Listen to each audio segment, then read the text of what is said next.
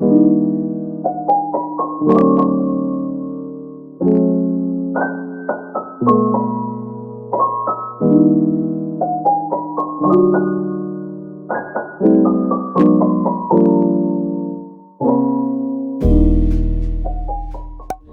everyone, welcome back to my channel. If you're new here, my name is Elvina and I'm an art and craft enthusiast. And I make all videos about art and craft stuffs as well as side hustling and mental wellness. In today's video, I'm going to share about my baby steps in building my own brand. I believe that there are lots of things to consider before you start your own brand. And one of them is to have the courage to start and also have the commitment to keep learning and going. I remember back in 2019, after I have researched for a name that represents my brand, which is Haigo, I thought that everything would be just smooth and I can start selling my products. But that's not how it is. When I talked to my sister about building my own brand, she asked me these 3 questions. The first one, what's your vision and future plan for your brand? How do you picture your brand? And how do you want your brand to be perceived by the customers? Number 2, what are your competitive advantage over the existing brands? Can you compete with them? Number 3, have you prepared the products and packaging? Are they good enough to be purchased by the customers? And at that moment, I felt like I don't even know and understand my own brand. I can't even answer all the questions, even though they are the necessary things that entrepreneurs need to know. What they sell and how they picture their own brand in the future. So what's my next step? This is what I'm going to share to you because this video is going to be my document for my reminder also. The steps that I took to build a brand. Okay, so the first step that I took is to understand the needs of my future customers and identify who they are. And the tool that I use is a simple value proposition canvas. This canvas is a tool that can help ensure that your products or services is positioned around what the customer values and needs. The function is basically for you to understand the customer's current experiences and struggles, what they really need. And the next step you can do is to cover the needs by serving your products or services that can solve the needs. If you do not have the template printed, you can just prepare some simple tools. A sheet of paper and also a marker. And now, you can just draw a square and also a circle, then divide them by 3 parts, 3 equal parts. And then you can just see the parts like this. Okay, as you can see, this one is the circle one. It represents customer profile, while this one, the square one, represents the value map. This one represents your customers, and this one represents your product. This is a simple canvas that you can use to start your own brand. Okay, in this video, I'm going to share it as practical as possible for you to understand the bigger picture. Okay, let's start to make our value proposition canvas. Like I've said before, it consists of your customer profile and also value map. The customer profile describes your customer segments, and it breaks the customer down into jobs, gains, and pains. While the value map describes your value proposition map. It consists of your products or services that can create great gain creator or pain reliever. If the value map matches the customer profile, then it achieves fit. The customer jobs describe what customers are trying to get done in their work or in their lives, while the pain is the description of bad outcomes, risk, and obstacles related to customer jobs. And the gain describes outcomes the customer want to achieve or the benefits they are seeking. This one, the products or services, is the list of your products or services. It may create gain creator or pain reliever. Gain creator describes your products and services that create customer gains, while the pain reliever describes how your products and services can solve the pain. Okay, I've got these 3 colorful sticky notes to help me fill down my value proposition canvas. And for you who don't understand the customer profile, how you feel them, you can start to think who your customers are. Like, take the example that I make candles. I think my candles are suited for millennials and also around 20 to 35 years old. So for the customer profile, I research and ask my sisters, my friends, my colleagues that are in the range of 20 to 35 years old.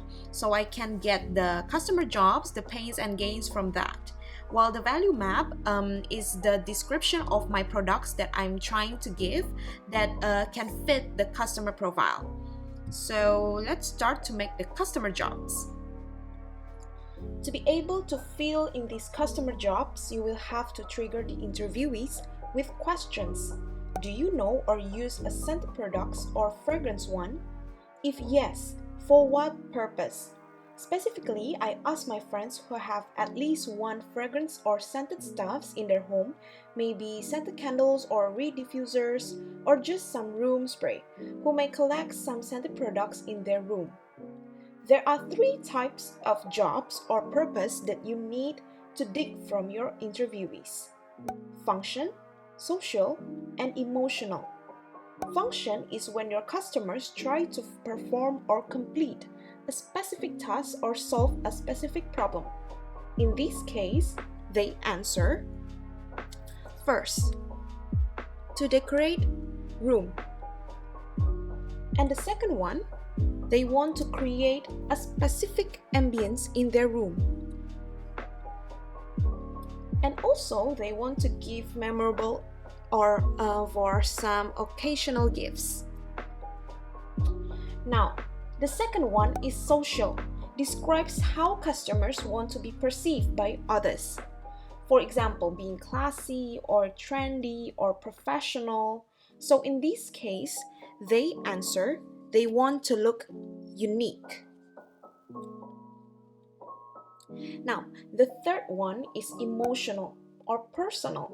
It's when customers seek a specific emotional state, and in this case, they answer, they want to achieve peace of mind or mindfulness. So, here are the customer jobs that I have found when I interview the interviewees. So, after I have asked them about the jobs they are trying to get done, I proceed to ask them these types of questions to answer the customer pains.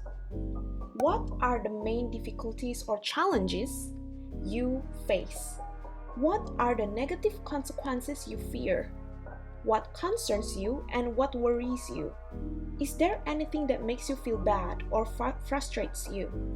Is there anything that is too costly in time or money or others? So the answers that I get are: good quality products are mostly expensive. So I state in here expensive or costly. And the second one, they say that some fragrances do not suit the ambience. And because of their chemical ingredients, some of them are hazardous or dangerous to the health. And some fragrances they buy fade fast.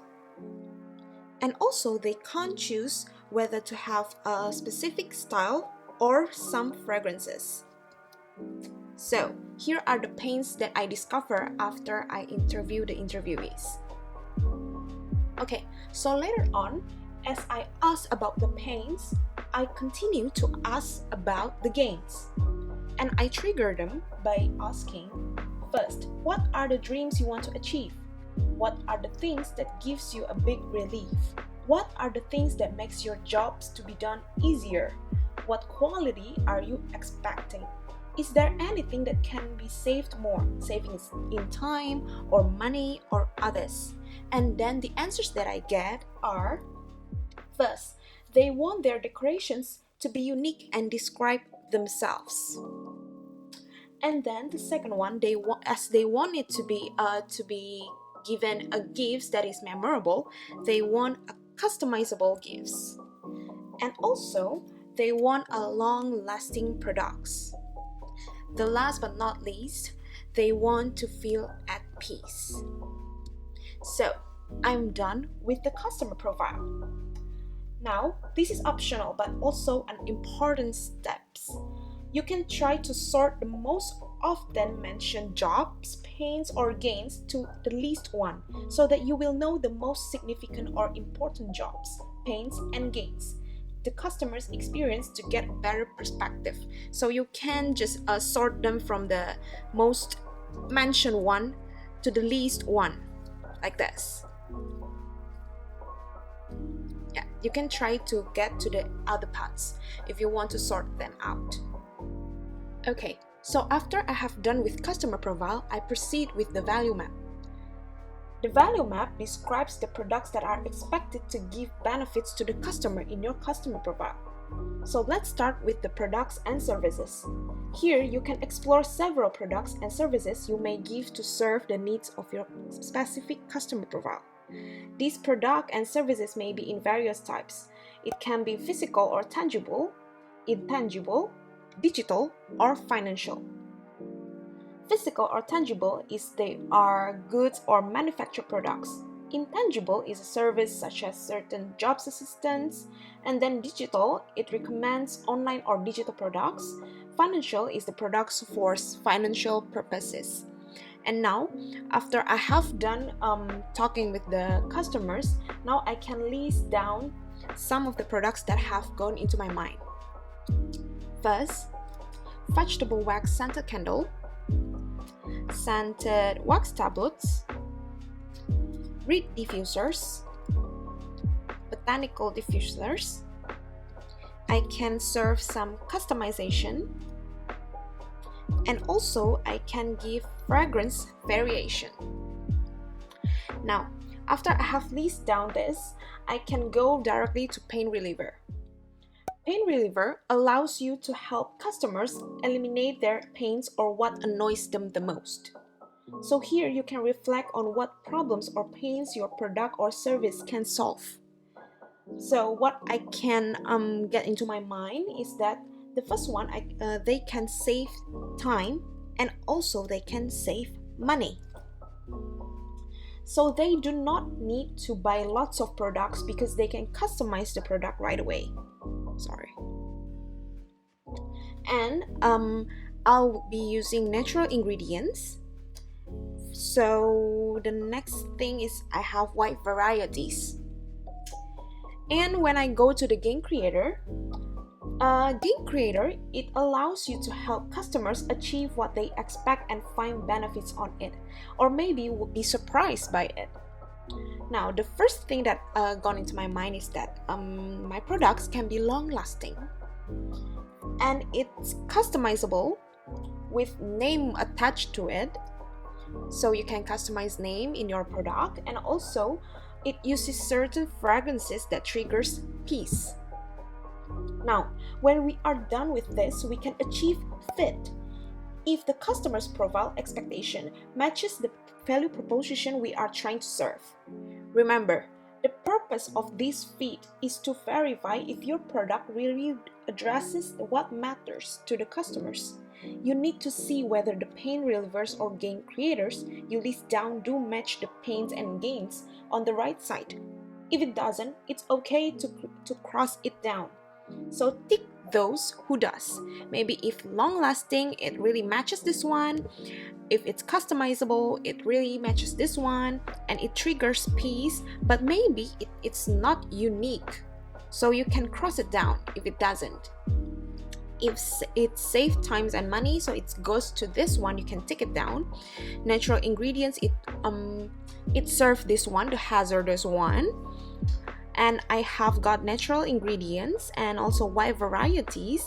So you can choose a fragrance, but maybe you cannot choose a style, so you can cross this one. So it's okay. Alright, now we are ready to test the market by giving them testers or prototypes to see whether it really gives benefits to them or not. It is so much okay to change the value proposition map because it helps you to change with small mistakes rather than directly selling things that do not match the customer's need. That is why you can use the sticky notes. If you get more findings in the experiment, you can create a new value proposition map. So you can just let this go, and then you can just create a new value proposition map. Okay, I think I'm done with value proposition map. Okay, I think that's all about the video today. I hope you find this video interesting and also helpful for you. If you find that you need this book, or if you are interested in reading this book further for knowledge, I think you can just buy it in the nearest offline bookstore, or you can get it in ebook. For you who are in Indonesia, I have listed down below the links that are useful for you, so you can click in the description down below.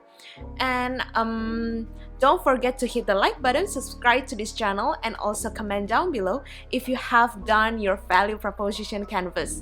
Do comment down below for any recommendation of videos you would like to see in the future. And I think that's all. I hope to see you in the next video. Bye!